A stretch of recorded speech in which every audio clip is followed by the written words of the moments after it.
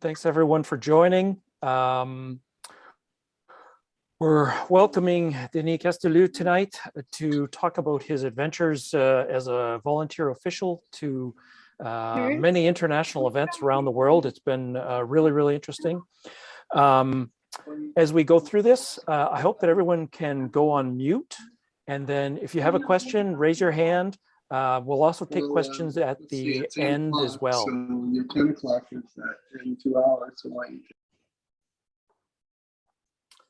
So again, if anyone has any questions, feel free to raise them, hopefully at the end. But if you think you'll forget your question, come back and ask it right at the time.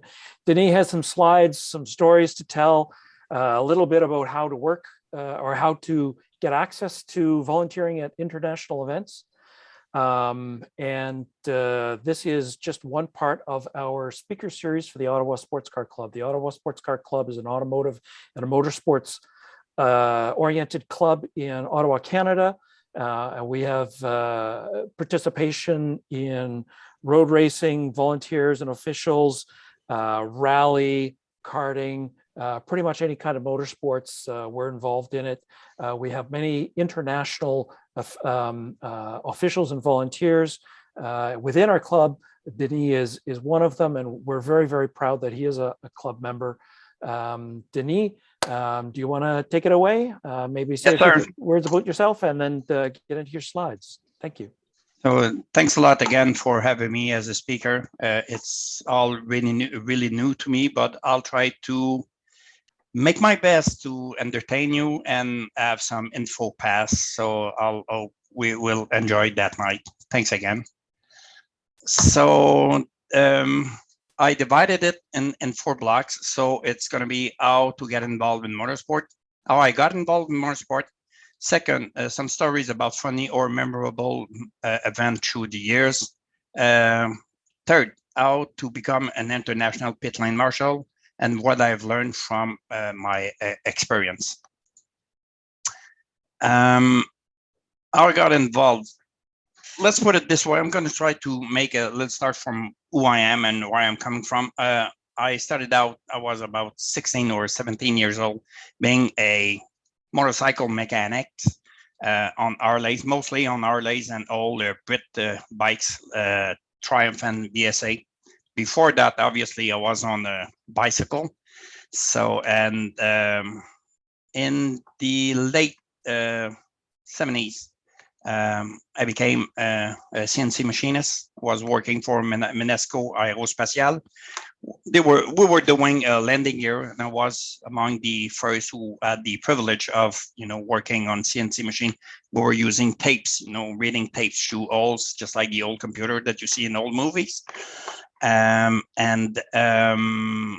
been involved also in Quebec and Ontario, but through all Canada also. We had member through the Continental Drag Bike Association. Today it's the CMDRA, but it all started out in Quebec for the Continental Drag Bike Association. That was in 1988 that started out the association. So we were sanctioning the rules and the event for different promoters who were asking for motorcycle racing. My involvement in car motorsport started out with just like the title says, the first door. On every Tuesday on the Circuit Gilles Villeneuve, you were able to go and visit the paddock and the garage. It's an open day, it's free. And by doing so, every year I was, going and visit Gilles Villeneuve. Gilles Villeneuve from Motorsports Québec. That Gilles Villeneuve used to run the Parc Auto for the Grand Prix du Canada. So everything that it related to vehicle, any kind of vehicle, it's Gilles and his gang who's running that. So, and getting bored of doing Sims racing, I asked him, is there any way? So he says, yes, you can join, the flaggers and you can join the pit lanes. So this is how it started out. So it's him who directed me towards the OSCC and the AACA. So in 2015, I joined both clubs because I want to make sure that I can learn the most out of it. And I was with them for 2015 and 2016. The other title, it's called The Break. I got kicked out from both clubs. It was at that point that I decided to go and look what was going on elsewhere, because in 2015 and 16, I've met people from elsewhere, and this is how I learned, that, oh, you can go international. I made other flag marshal, other pit lane marshal, and says, oh, this is how you get to it. So although I was get kicked out from both clubs because I expressed my thought on how marshal and volunteer should be treated, didn't really like that. So, but it was a kind of okay, because it's that year that start, going out for, learning stuff about going international. My first international event was, this is what the one is called, the opening. It was at the Brooklyn Prix. So I was kind of really nervous, I'm there, it's going to be the first event, and I've met Lisa K. Foy, that I think Terry knows. And she went to me and says, "Oh, you're Denis from Montreal." Says, "Yes, you asked to join us for the Austin Grand Prix." And I says, "Yes, would you like to pass a little interview right there in New York?" So I says, "Yes, why not?" So I was really, really excited, about it. And oh, this is my first chance to go on the F1 meeting, so it's going to be great. And went through the interview, everything went well. She says that you're going to be accepted for the Austin Grand Prix. She also says or mentioned something at the Austin Grand Prix about a gentleman, a Canadian gentleman, who was wearing, sparkling short or something just like that. I think that gentleman is Terry. You're going to have probably something to explain me at the end of the meeting about spandex stuff or something just like that she told me. Yeah, gold sparkle spandex. But moving right along. Yeah, okay. So my first event, we're in New York. I'm all excited and says, okay, this is the big thing. It's the Formula E. It was the first year of the New York event. It's a 2 days event. So shakedown on Fridays, a race on Saturdays and Sundays. What obviously shake me and surprise me is the quietness of the race. You don't have big noise. The only thing that you're able to hear, it's the transmission, the tires, and the suspension rod. So everything was kind of quiet. You don't even have to wear headset. You have your radio hang to your cord, your whistle cord, and it's about it. It's really quiet. So you hear the life in Brooklyn, you hear everything. So that was kind of surprised, because you're really, really nervous and you're excited. You're there, and oh, this is so quiet. You can hear people almost whispering in garage, and talk, and you even hear them curse when everything is not going really well. So that was my first international event, and this is why I called it the quiet race. But it was fun. It was all new, and you have to look at the Formula E as you don't need to compare it to any other sport, because the sound is not there. It's by its own. It's a series. It's a different way of looking at race. But don't compare it to Formula One or any open wheel race, because it's not the same thing at all. It's all new. It's quiet. Second slide. It's Abu Dhabi. I knew that going to Abu Dhabi will be a place for learning, because from everywhere and everyone that I've talked to, it says, if you want to learn how to do pit lane works and all that stuff, you need to be in Abu Dhabi. So in Abu Dhabi, true, you learn, and I've learned most of my, stuff from them. They are both group of British and Australian guys who have built the UAE and so team. And learning means that you're gonna have to do things that I didn't know is when you do observation, it's not only you see something, you call it on the radio. It's you have to report it, meaning that if you need to report it, you have to write. But my handwriting is not good at all. It's some say that I have the writing of a doctor. You're not able to read is what he says on his paper. So it was the same thing. So I'm there. I've learned what I had to do. So, and to a point, I've seen Chief Pit Lane, Scott Petrie, coming with the deputy was Andrea Skyrig, and they were coming towards me. So I start to kind of, okay, did I do something wrong? Was there anything wrong? So all the report and the infringement that I were making were accepted by race control. So I was good at looking at it and find any issue, but they start saying that your handwriting is not good at all, but I mean, not at all. So they had to rewrite everything. They were able to understand. So, and Scott is looking at me and says, you gotta have to improve that. But I knew already that my writing is not really good. So I kind of not laugh, but have a little smile. And he was not really happy at all by my little smile, because I didn't want to explain that I know that my writing is not good and it's going to be really hard to improve it. But no matter what, we find a way to kind of make it readable. And it was kind of okay. And still, I was able to report any infringement or make my report list of the activities of the garage. The year after, again in Abu Dhabi, if you look at the pictures, you see I got my Canadian flags that I'm really proud of. I'm a Pit Marshal and I'm from Canada. So I asked the F1 cameraman in the pit lane, that's the one on the rail who swing his camera from the in to the out of and picked up all the stuff from the garage.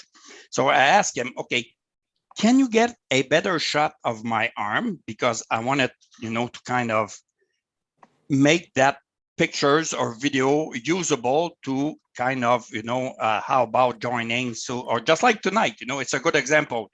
I got a good example now. It's tonight I can use that pictures because I asked him if he's able to take a couple of shots of my arm. So he decided to set out his camera in a different way just to make sure that he cover everything from it. So, but those were from the TVs, but if it's not on TV, they shoot that on big screen and garage. So Scott again this year, but that was funny. Even the first year, it was kind of funny afterward because we had time to discuss it and explain why and how it's happening. I've heard on radio, are we at the Canadian Grand Prix? Because there was so many shots of me on the TVs and garage. So you got big screen and I was kind of writing or doing something else or looking. So, and I hear on radio, are we at the Canadian Grand Prix or we are the Abu Dhabi Grand Prix? That was, for me, it was really funny, but everyone was laughing about it. We even changed places, trade places. So people were laughing, says, okay, Liz, come here, take my place. You'll get some of your shots. So people were kind of rolling and switching places just to make sure that you can go on TV and get your shot out of it. So that was really funny. But the first year was kind of bizarre, but I enjoyed the experience. It was amazing. The Montreal Prix. If you look at the little girl there, that's my daughter. She's there. She's Emerald. So we're a week after New York. So it was the first and only race for Montreal and Formula E. So it was all new. From race control, local guys from the race control were all the people from the Grand Prix de Trois-Rivières. So it was Jacques Lemieux and all is related, plus some directors from the FIA and the Formula E organization. So after a few discussion, we had a meeting. So most of the race, pit lane marshal have a meeting with the race director, either in F1 or FE. So it all goes just like that. So race director advised us that because of the manhole from the second position, there was 3 manhole and 1 big square plate. They will move the start position from the first row to the second row, just to make sure that everyone start on good tarmac, on good asphalt. So it says, okay, this is something to look at. So I went outside and says, I'll go check for, if you look at Emerald right now, she's holding a lollipop. That lollipop, it's used, we pulled that out from a window to get the car position, but I've noticed at that point, and we are, I don't know, about maybe 2 hours before the race or 1 hour, but let's put it this way, we're 2 hours from the race, and right now half of the hole are not there because they misplaced the catch fence, you know, from the row position.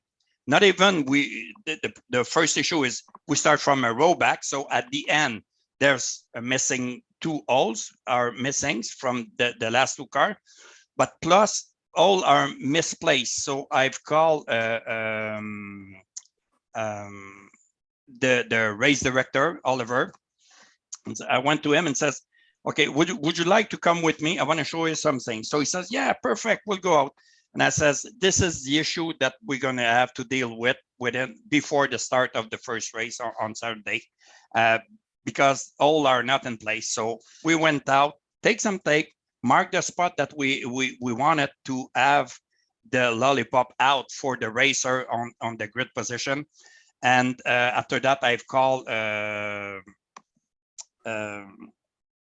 Dominique Fougère. He was the organizer there. So he called some people from the maintenance and they start cutting grill everywhere. So people were asking, what's happening? What's going on? You know, we cut hole in it. Some people were complaining about this is rented fences and stuff just like that. But Dominique says, no matter what, we need the hole, cut the hole in it. So this is thing that as a pit lane marshal on a track that it's not usually a track, you know, this is little thing that needs to be looked at. And no matter what, at the end, the hole were there. Everyone was pulling out his lollipop, and for the 2 race, everything went pretty well, but it was fun. I even learned a little thing today about my daughter with her number. Oh, she's not. Oh, she's looking at me and says she's at the 6th position, but board are kind of make bizarre. So it can be either 6 or 9, depending on how you use it. So she's 6, but she was about to pull out the number, you know, but some of you know Sylvain Collin. Sylvain Collin look at her and says, oh, flip it, you know, kind of really fast before she moved out. So when she moved it out, you know, it was on a good side. She was on the position 6. So that was really funny. But those are little things that we need to look at in regards to fence on non-permanent circuit. Is all those opening, are they there? Door, are they closed and safe? So that's about, you know, Montréal E-Prix. Another E-Prix race, because it's always at those. If you look at that picture, you see at the third end, okay? You see the green light of the subway. So you're in Paris, where in Formula E, you got the accommodation from the organization which helps. So in Paris, they rent 2 hotels, and all the marshal, track marshal, grid, every personnel stays in the same hotel. But since you're in Paris, you're downtown in Paris, you take the subway. And at that point, what they were doing the first 2 years, we took the first subway in the morning. So most of the time, the drivers of that of that train doesn't know what's going on, or he's aware that. So we're on the track itself, looking at the green light, and someone will whistle at us, and we all turn and look at the drivers just to see his face. So we're looking at on the same way of the train goes itself, and at the whistle, everyone turns around and kind of spook the drivers of the subway, because they're not used to that. So it was really funny looking at his face and everyone laughing about it. So sorry. So this is another funny moment. This one, it's a big one for me. It's at Le Circuit Paul Ricard in France. First event there for me, when the Formula One went back to France at the Circuit Paul Ricard. So in 2017, in the Abu Dhabi pit lane meeting, Charlie Whiting says that he would like to keep the Abu Dhabi pit lane handbook as a reference for the upcoming move that was going along.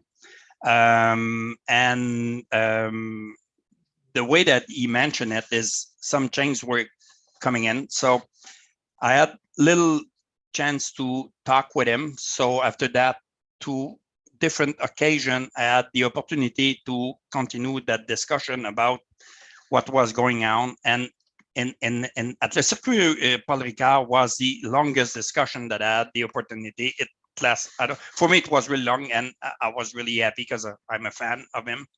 And we discussed about issue that we're having in Canada and somewhere else in the world. That was kind of funny because he even mentioned, because I was saying that I'm from Canada, this is what the issue we looked at, and in regards to problem with the ASN at that time.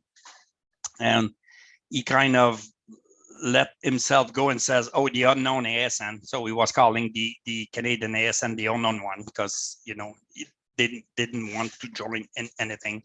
And some of you probably heard a lot of time that I was talking about the Appendix V from the FIA. So it's even in the new way of, you know, running all the license that we all have this year, the way that it's set for the FIA and for the ASN. It's all based on what he was going through, and he was the one who was helping me, you know, going and look at different things that we should try to go with. And this is, you know, so I kind of pay him a big respect, because he's the one who motivated me to go forward with the improving and the having a better life, enjoy and have more fun as a marshal, and not only pit lane marshal. Every volunteers, you know, it's a way of having them more respect and more, you know, recognize their work. So that was at the Circuit Paul Ricard. It was really funny, and that was really good, memorable moment. The Belgium. This is something. That's a place. It's probably one of the. It's the best welcoming place. If anyone has a chance to go there, it's friendship, fun, laughing, obviously a lot of beer because you're in Belgium, but it's a place that they have set everything to make the marshal happy. Pit lane, track, paddock, everywhere. They organize everything so you got 3 times You can go to do, at Le Village, go do some shopping if you go on site. It's on the other side of Eau Rouge. So you got market there. It's a place that they give you free time. You want to go when you're not in working. Go take some pictures of the garage, try to meet some people, do some, it's really it's the best place, to enjoy. It's not rushy as some other track who you're contained in a building. You don't move, you go do your thing and you come back and you watch a TV. It's really open, but built for the Marshal. And Belgium, it's the only place who they had the ASN and the Pit Lane Marshal have their own commission. You got the Flag Marshal in Belgium and you got the Pit Lane Marshal. Those are two separate organizations. So all the rules and everything is made from them, from the pit lane. It's not coming from, any decision. It's a discussion, obviously, but it's not any decision that's made for them. They take their own decision. So they're, really free about what they're doing and how they organize it. And they're on that point, they are really effective. But it's a place to be, to go at least once in your life. If you can go to Belgium, either track or in pit lane, it's something. I had a little line to, I'm stuck in Brussels this year. No, this year. We all go through COVID tests and this and that. So one that was time to take the plane for on Monday morning to take the plane, to come back home. At the Air Canada counter, they says you're missing 4 hours on your COVID test. I says no, it's not the test itself. It's the result. It's from the test that you're gonna be able, to take. And I says so. There's a discussion there. I didn't win. So I had to go take a new test. So went outside, take a new test. I'm going to get the answer. And after that, I'll have to figure out a way to take another plane, buy another ticket. So all that thing around, it cost me about $1,500 to $2,000 difference only for a flight back. The good thing about it is, I'm at the airport, I'm in the corner trying to find some electricity to get my phone charged because I was missing some electricity, trying to contact Air Canada to solve that issue. It didn't too well. So I ended up calling friends, says, who can come and pick me up because I'm going to have to sleep somewhere. So one of the gentlemen who was there the first year I was in Belgium says, okay, I'm going to be there. I'm going to pick you up. We'll bring you a little place to stay. I went to his place. His name is Marcel. Marcel and his friends, all the people from Belgium, are more related to anything that is endurance than F1. F1, they like that. It's a big circus, but they are a fan of WEC or an endurance race. So I went to his place and sorry, tonight I cannot show you all those pictures that I've taken, but it's a museum. The guy is collecting stuff for the last, 50 years. He's about, 75 or 80 years old. He's collecting a lot of stuff. So, and so for the waiting of the test and everything, so it says, we'll meet and go meet some friends. So we, from 10 in the morning at, let's say 8 or 9 at night, we went to different bar and pub in Old Brussels. But I mean, going, drinking, I'm not drinking at all. I don't drink at all. But I kind of, around 3 o'clock, I start to be worried about, because Marcel was still drinking those little drink, little beer, but drinking a lot of them. Says, okay, come, we'll go to another place. We'll meet some other friend and we chat. So, but it was, yes, costly, but it was a hell of a Monday. It was a beautiful Monday. Made some friends again, visit Old Brussels, and place that usually as a tourist, you don't go, it's, you go to the tourist place, but not with local, with the people from the place. So Belgium, for the brotherhood, for the friendship, it's the place, and they made everything, to make you happy and on track and outside the track. I call this one the pole mixed up. So if you remember about what I was saying about, Montreal for permanent or non-permanent track and this and that, sometimes it's also good to take a look at it because, as you know, in COTA, the pole are on the right side of the track. So Formula E this year and W Series, because I was able to see my first race with the W Series. It was really cool to see that because it's a new series. It's fun. They start from the FIA pole. The F4, it's under the US management. The pole is on the right side. So, and all the groups, there's a group for the F1. There's a group from the W Series for Pit Marshal, and there's a group for the F4. So, and we got all numbers and position that you're going to be on the grid, and plus for let's say for the F4 with the lollipop, and for the rest it's the light panel that we use. So went back again to see if everything is kind of okay, because people were kind of worried, is it the same? Is it going to be not the same? Some were saying, so we needed to clarify that. And some people from the organization had put tapes on different, opening for the lollipop or the digital panel, but they were misplaced for the F4 series because they start from the right. So they start from a position low. So they start from 2. The 2 from the F1 is the pole for the F4. So we had to go back. So I've talked with Nadja there.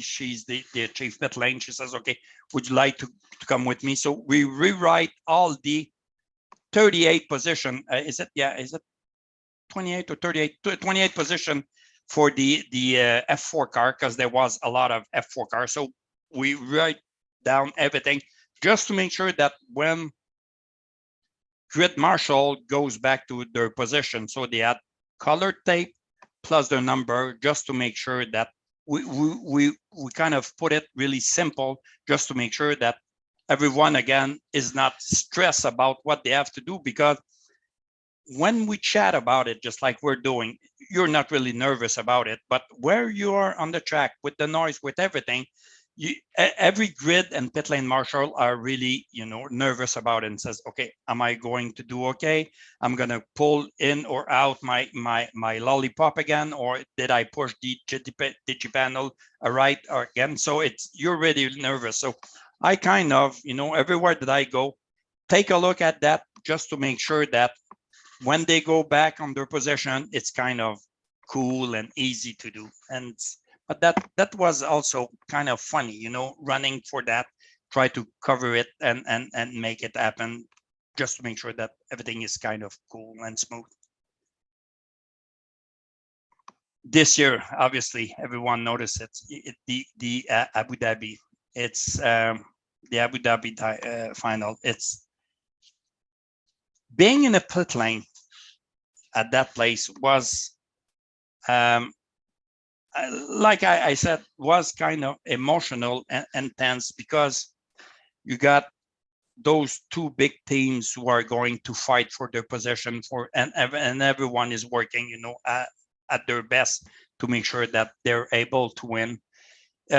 From the beginning of the weekend, knowing that it's at the end of the weekend that we're gonna know, there was some electricity in the air. That was really kind of cool to be there and live it, because you can say you feel it, you live it, and at the end of the race, looking at the winner, that was Max, and the team of Max and Lewis and all the other teams and the people, you can see the depressed and the happiness of different team people, fans, It was something that I've never seen nowhere in a race and in a big event. It was the first time that I've seen and lived something just like that. That it's sometimes people, okay, we're talking about racing and we're talking about businesses and stuff just like that, but that was not related to any of the businesses was before that. There was only feeling and emotion, and and we were able to live it. Was something that was really different. Okay, how to be an international Martian. What I've did since the beginning is I pick an event and I go to find to who I should talk to. So I email the racetrack where the event is, ask them who's the marshal in charge, and after that contact the marshal group, and most of the time the marshal group direct me to the pit lane group, because sometimes it's kind of separate, and from that group send an email saying I'm interested and blah blah blah blah, and I sent my sporting CVs.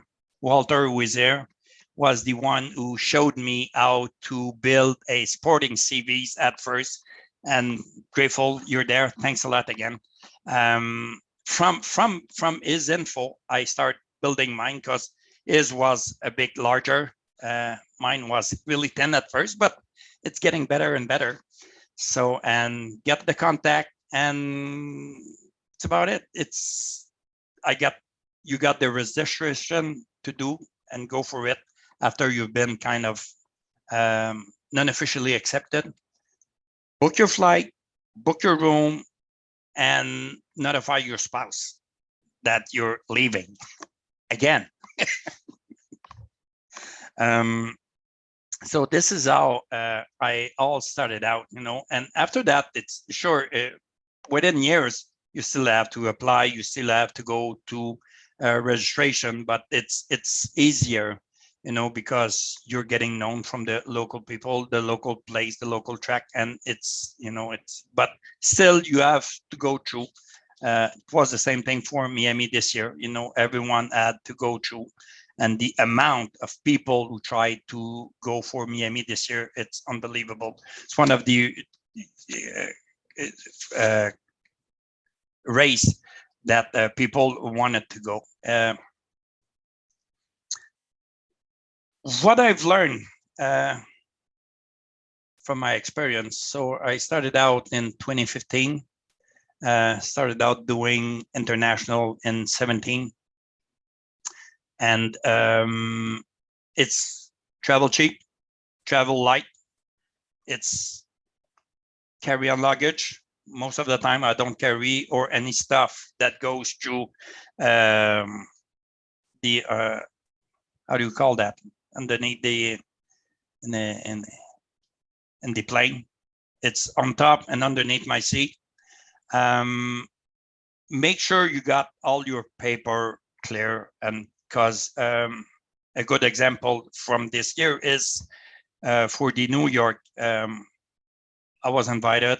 I tried to go there, tried to go to Champlain border, and I got kicked out from the US by saying you're not essential. And you got 15 border officials who are there that has nothing to do other than check one truck and one guy, and you're that guy. Believe me, you feel a lot of pressure. So I got kicked out. Talked with Nadja and Sydney Yadel, and they had me the 212 F Weaver. So it's kind of saying the border official, you can come in because we know that you're going to go back to your place. When you go to Middle East, you have to be prepared for that cultural shock. It's a lot different. It's their way of doing things. It's not any worse or any better. It's their own way, but it's the cultural shock. It's also related to dress, way people talks, what they eat. Because if you go local, you can be surprised sometimes, you know, trying stuff. When you're looking to get, from what I've learned, you know, to go international is, as I've right there, never stop, be annoying.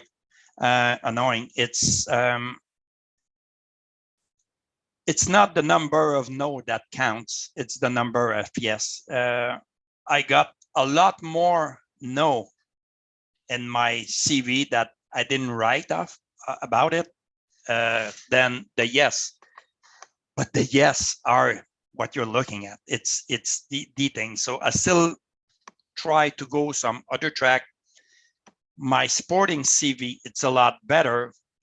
I got much more experience, but still I get some no's from a lot of reasons. For now, it's most of the time it's COVID stuff, you know, it's we cannot, or countries not accepting it or stuff just like that. But there's still some no's, and I still try to go to a lot of other track. And one thing is, I stay open-minded. I try. This is, you have to force yourself at stay open-minded, look, learn, observe, and apply.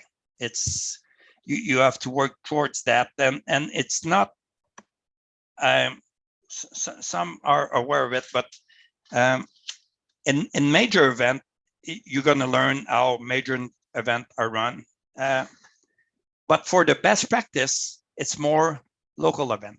It's local event because the local event, you got the opportunities to work with people who are going to improve what they're doing. So if they improve what they're doing, they are improving the life of everyone on the track. So it's race control, track, competitors, everyone is going. And for example, the way that the splitting was made by, I think it's Wayne in Calabugie, it's I was surprised. I look at it, even made a video out of it just to make sure that I really understand what was going on. And when you look at it and says, okay, there's nothing to do about it, it's good, it's perfect, it's well made, well done. It's at that point that, yes, big event, it's fun to be at, but local track, local event, local people, they develop the tricks.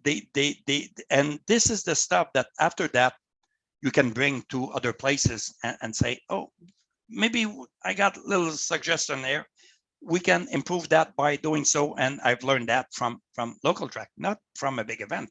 No, it's local. So from everywhere, you need to observe, learn, apply, and it's a winner. So thanks, everyone. I'm thirsty. A very special thanks to everyone involved in the Ottawa Sport Car Club. I've right, you are a home for all of bunch of misfit. But one thing I can add to it is some of you knows the stories from Quebec and Ontario, and this is why I'm with you guys. You let me be myself. You didn't impose me of being a kind of a mold. You let me go with it.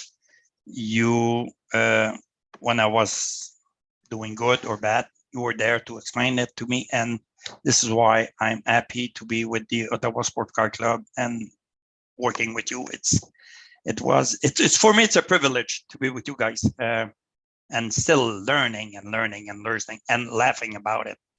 So I don't know how you want to proceed, Richard. We can go if some has question or comment. Denis. Thank you so much. Merci, merci. Yeah, we'll open it up. If anyone had any questions, Denis covered a lot of topics.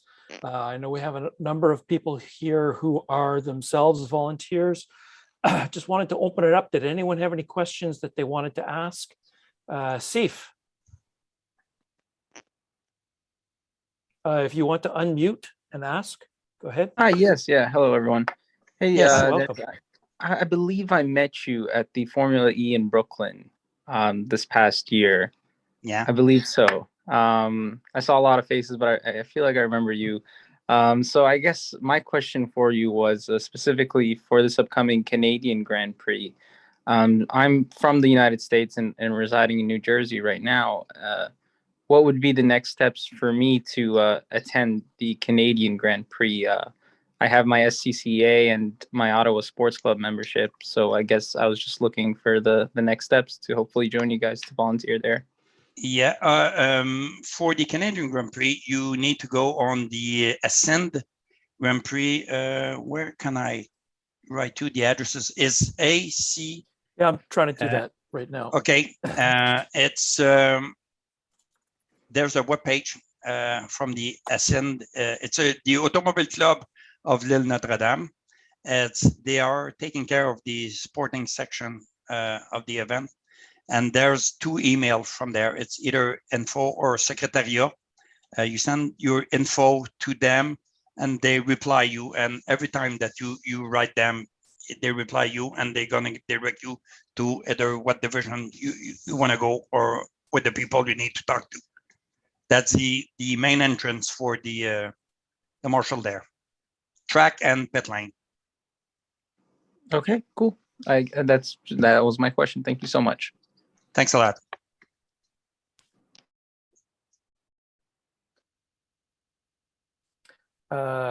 Terry was also asking, his microphone is not working. Terry Jameson was asking, where can I find a sample sporting CV?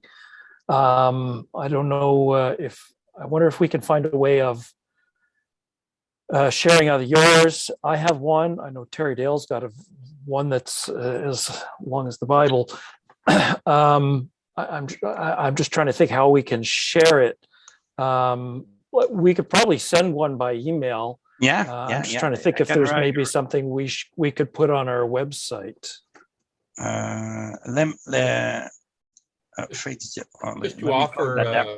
Just to offer on a response to that, it doesn't have to be anything formal. And basically, years back, I started keeping track of events that I participated in because I kept losing my logbook, to be frank with you. And this was a way of just keeping track and just adding to it. So it was a live document. And that in subsequent years has proven invaluable because it basically, when I'm submitting it for license upgrades or for events out of region, out of the country, you basically give them a summary of all the events that you participated in. And once it's accumulated, it adds up quickly. So again, bottom line is it doesn't have to be anything fancy.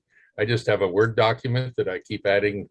I start off the year, put the date, put the event, what my job function was at the event, and update it, and then push for the redoing it for the following year.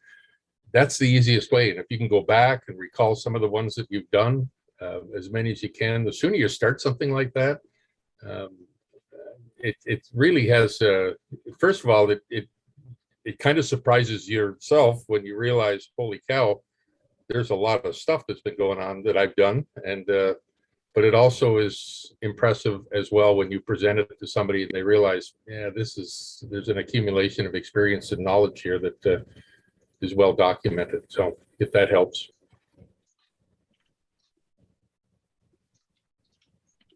So I just shared, just very quickly, the one that my resume, but I also keep a separate spreadsheet of every event that I attend, how many days, where it was, how I was affiliated, and so forth. So I keep both a Word document that I can share and also a spreadsheet so I can keep track of what I've done and where. And I also add let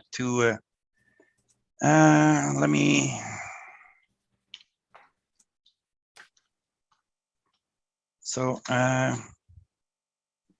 Terry Jameson, I sent you my email so I can send you an example of what I've used and I've made. It's based on Walter's sporting CV.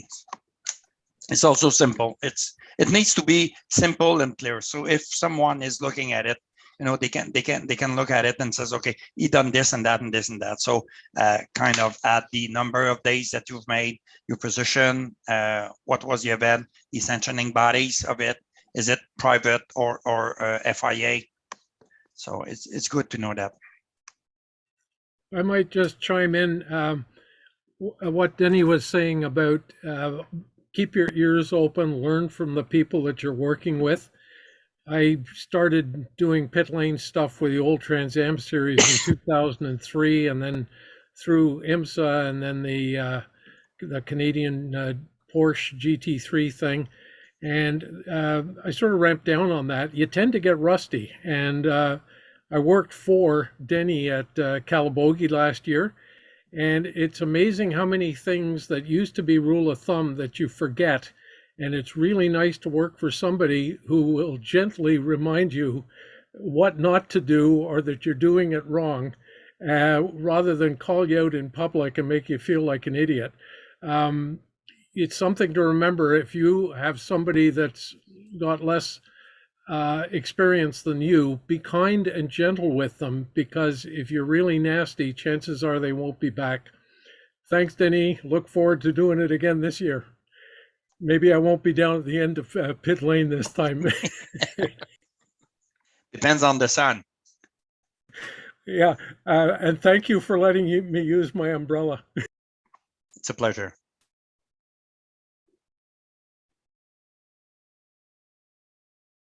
And Thank to add you. to that, you're absolutely right, Peter and Denny. You make the point very clear, and it's true. You always learn something, and as long as I've been around, floating around, and leather helmets and wood spoke wheels, I say half jokingly, but the fact is that every event I go to, I always learn something. I always pick something up, and when I'm doing things in whatever position I'm in, when I do something, I learned that from way back when, and I remember who it was that I picked up. So you pick up not only good things, but you also pick up stuff that say, "Ooh, no, I don't think so." So you're always learning. You're always gathering information, gaining experience, and the more experience you have, that's when the poop hits the blades, that's what you bring to the front of the brain, and you have a response and an ability to deal with it. It's tough when you're brand new. You're scrabbling and you're learning, and your head's going 360 degrees. So you keep putting stuff in the Rolodex, and it spins, and poof, the card falls out, and you know what to do based on some experience that you've been able to gather. Yeah, You're always learning. Always learning. Always learning, and it's most of us are volunteers.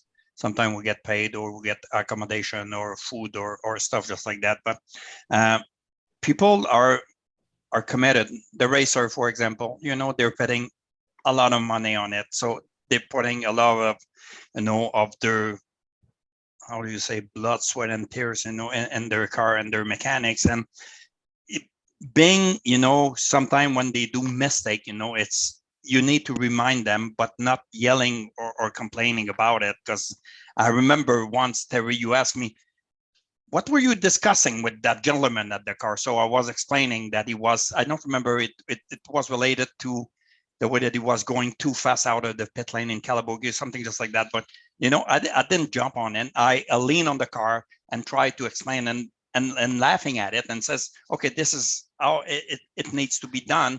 It's a safe way. So, and at the end of the day, I'm pretty sure that the guy left the place, and he was happy, about it. My writing in English is, I think, for me, I think it seems pretty good. It's more, Right. it's better than when I speak. But no, it's the writing itself. Legibility, way, okay. Yeah, it's really, really bad. And since that time, I started out working on a version of a tablet that you can only pen, let's say that 23.8 is the rule that says you don't have to be more than 6 at the pit wall. So if there's an infringement, what I'm trying to do is using a tablet, you click on it, and from it, there's a window that open and says Wow. 3, 2, wow. 4 more of it. So it's because more and more we're getting involved with phones and tablet, because this year at 2 events, some message we're going through cell phone, just to make Wow, sure that we excellent. got the details, because things that happen with COVID is the decision to go with an event, it's always really, really, really late. So they're not prepared as what it used to be. Let's say you have a year before, you prepare everything and you're sure. So you don't prepare all those things. So at the end, let's say for a minute by minute is missing. So they text you the minute by minute. So you're able to look at or look at the grid, or, you got all the info from there. And, we're talking about an apps. If you got chance, go on Google Play for Android, and there's another one that there's an app there that it's called, I remember, I forget the name. Let me check. It's an app for the incident, for the track marshal. You write everything on it, and you can direct it to the tower. So it's simpler than, having, you can call it, you call the incident, or car this and that, blah, blah, blah, was in front, the rear, or impact was there. But for the report itself, just to make sure that it's clear, Send it to me by email later on. Yeah, it's see. let me check, where is it? It's called Crash Tag. Crash Tag. Yeah, it's kind of, the logo, it's a dummy logo, the yellow and the black round what, and it is also available for the iPhone, not just Android. Yes, it's also you do need an account. It's currently not a lot of people in Canada have it yet. It's only just being introduced. It was written by somebody in Australia. Yeah. I don't know. I didn't realize that it did real-time incident. I thought it was sort of post-incident. Yeah, they're planning to have it. ASN. Yeah, they're planning. Yeah, because as soon as you download it, you'll be able to see that it's connected to GDS, because I've seen the logo of our new ASN. But this is thing that it seems to be coming on. Most of the time they ask you not to use your phone, and this and that and this and that. Other problems with and now they're going towards that, using phones, tablets, and stuff just like that. Plus, in some tracks, radio related stuff. Let's say, for example, in Belgium, having a radio channel, it's really, really, really expensive. It costs a lot of money. So in pit line, you need to know your job when you're on the grid, because no one is using radio. We got, I think, 1 or 2 radio. The rest of it is someone running at you or telling you something and stuff just that, or people relate message by voice on the grid or something, because it's really costly. Some other track, pit lane are the same channel as race control, so you cannot chat, so you cannot exchange from both ends of the track. So you need to run or ask the runner to go with paper. So now we're kind of more and more using the apps and sending message, depending on track and the event itself.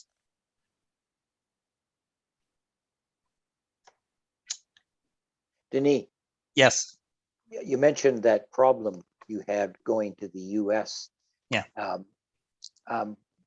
Long story, back when Bob and I and another fellow went to the U.S. Grand Prix back in 2011, and won't go into that too, but basically they stopped us from going across because they felt we were taking jobs away from U.S. citizens. And we tried to impress upon the border agents as best we could that we were actually volunteers, not taking anyone's money. And we were doing this out of the love of the sport. When you had that issue, is that what it was related to? Yes. Or was it more COVID and that, and it was related to work related? Yes, it's work related. It's not to COVID. I had every paper for the COVID, and the lady at the board said, "I don't mind your COVID paper. Yeah. I know it's all good. It's related to work, and it's the same thing for Canada. Most of the people from the States or from elsewhere, when they come to Canada, they tend to not go through Quebec borders. They go to Ontario borders. They seems to are more relaxed on that. There is a few things that we need to know about it. It's in Quebec, I don't know for Ontario, but in Quebec, I'm sure that it's a volunteers, it's a worker that is not getting paid. Yeah. But it's still considered a job because you got certain advantage out of it. And the way that you're covered by the assurance maladie, you know, the how do you welfare system in Quebec? Yeah, Workman's not the comp and welfare, things but like the that. how do you say that? Workman's compensation. Healthcare. Yeah, healthcare. Yeah, Yeah. you're covered by the healthcare as an employee, and other than having a pay related to it and the unemployment income that obviously you don't get, because all the rest have all the same advantage, and it's studied the same way as it was. If you go back to what's the name of the gentleman who died in Montreal, crushed by a machine? I didn't hear it. Mike. No, Roy Walter, your mic is muted. Robinson. Yes, Mark Robinson. Is it? Am I okay, Mark? Is it? Well, yes, it was Mark Robinson. The CNS ST making inquiries, and they made ask for change of way of dealing with heavy machinery, sling that should be used, and all that stuff, because it's considered a working accident. A workplace accident. Yeah. Yeah, a workplace accident, and it's probably the same in Ontario, because Canadian province in regards to work and labor, it's pretty close. Have you had problems going to other countries other than the United States?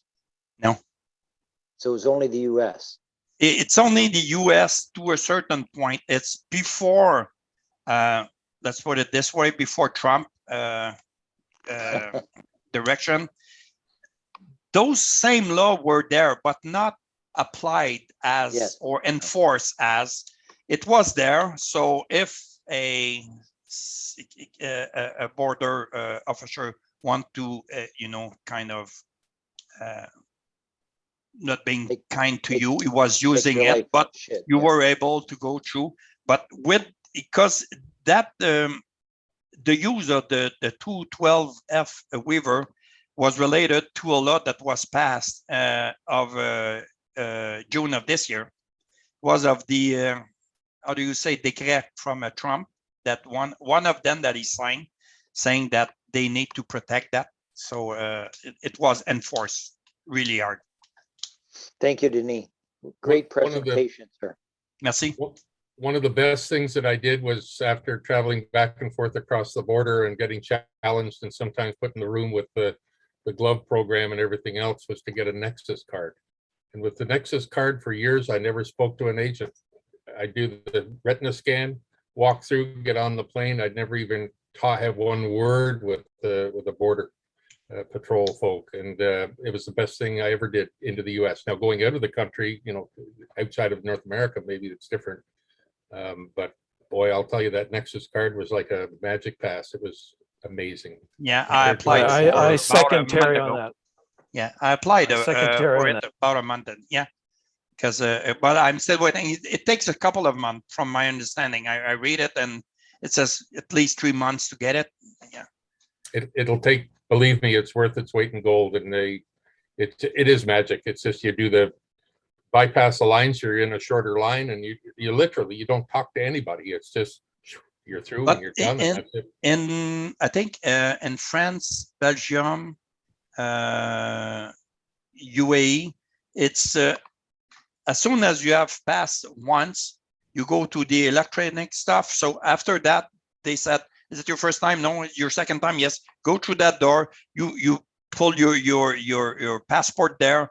They take a picture of you. They recognize you. Doors open, and you're in. It's really, really easy. It's easier than what it used. Some places are kind of like in Germany. you go to switch plane from, let's say, Frankfurt, you have to go out of the old airport and come back as kind of a new plane. So you need to go through all the checking and customs and some other place, some other trip that I've made. You stay in the international zone, so you don't go through all that inspection.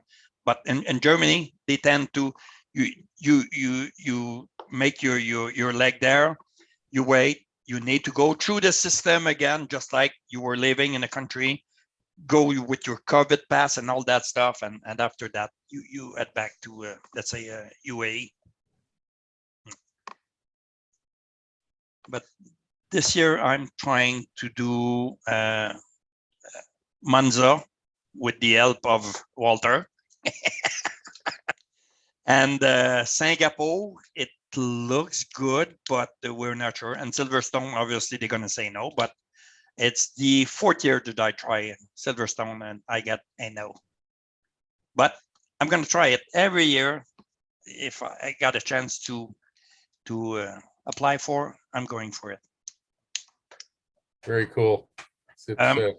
I it's cool, Denis, to see the pictures with the Ottawa Sports Car Club. You wear it proudly and it's prominent, and it's awesome. It's one of our guys there. Yeah, very cool. It's fun because I think, and Walter is also an international. We're some kind of ambassador of our country. So if Canadians are known to be the good guy, we have to behave accordingly. I'm trying to be a good representative. I'm not forced to it, and it's me and it's us, and I try to be the good guy, the Canadian.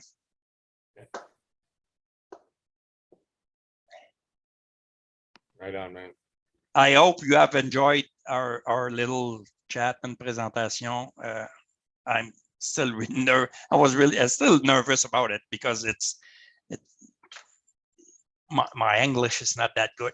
I'm still practicing, but it's way better than my was French. fabulous. Yeah, It was great. It was awesome. thank you, and thank you for spending so much time preparing and getting ready for tonight as well. And we thank you for your time. If there's no further questions, thanks everyone for joining tonight. Well done, Denis. We'll Thank you, trim Denis. this up, Thank clean you. it up, and Merci, the très bien. We Thank you, love Denise. following video will you be available. on Facebook. Thanks very much, Denis. It was great. See you next Awesome. time. Denis. Take Merci, care. thanks Denis. again. Merci. Bonne soirée. Merci. Right. Bye. Bye-bye. everyone. Thank you. Take care. Au revoir.